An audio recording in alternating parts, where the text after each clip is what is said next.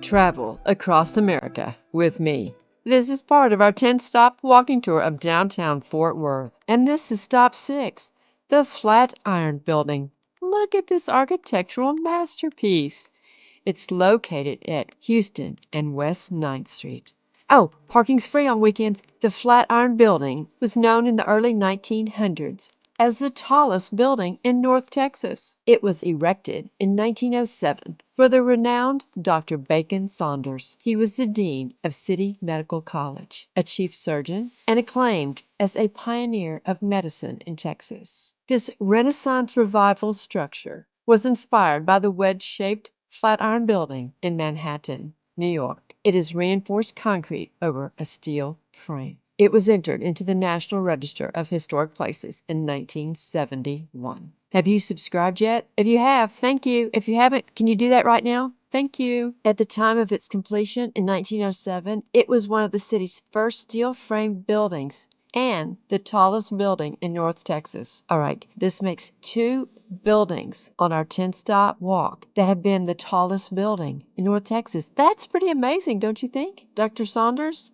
He reserved the top floor for his office, of course. The building was to be located on a flatiron-shaped corner and was originally known as Saunders Triangle Building. William Jenkins Worth, the man for whom the city of Fort Worth is named, is buried in Worth Square, whose obelisk points to the base of Manhattan's Flatiron Building, which inspired the design of the Fort Worth Building. How many of you have seen the Flatiron Building in New York? I have. Others, raise your hands. The facade is divided into a 2-story base supporting a 5-story body, capped by a heavily ornamented cast-iron cornice. The east and west facades are further divided into bays by piers which rise to arches in the top level, and the building carries further ornamentation in the form of carved panther heads above the 2nd story and brick lozenges. We weren't able to get into the building, but I would have loved to have been able to see the elevator lobby of the Flatiron with its classical details. Because of the Panic of 1907, the original design of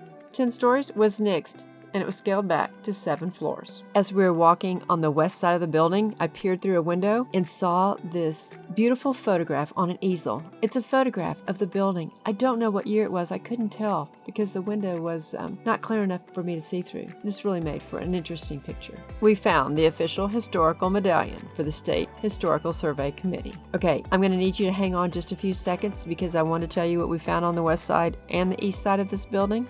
You will want to wait, I promise. But first, I want to do a little recap to encourage you to go back and watch any of the videos on this 10-stop walking tour if you've missed them. Stop 1 was the Tarrant County Courthouse. Stop 2 was the tower. You know, the condo with fossils? Stop 3 was the First United Methodist Church. And stop 4, the man with the briefcase. That huge brushed aluminum sculpture. And then stop 5. This was one of the most historical places you could stand in all of Fort Worth. It was where President Kennedy gave his final speech. All right, this is what we found on the west side of the Flatiron. It's called Panther City Fountain. The wit and imagination of the citizens of Fort Worth in the early 19th century have been perpetuated in the nickname of Fort Worth as the Panther City. A newspaper story reported that Fort Worth was such a dull and drowsy place that a panther was seen sleeping in the city on the steps of the courthouse. This story captured the imagination of early settlers of Fort Worth.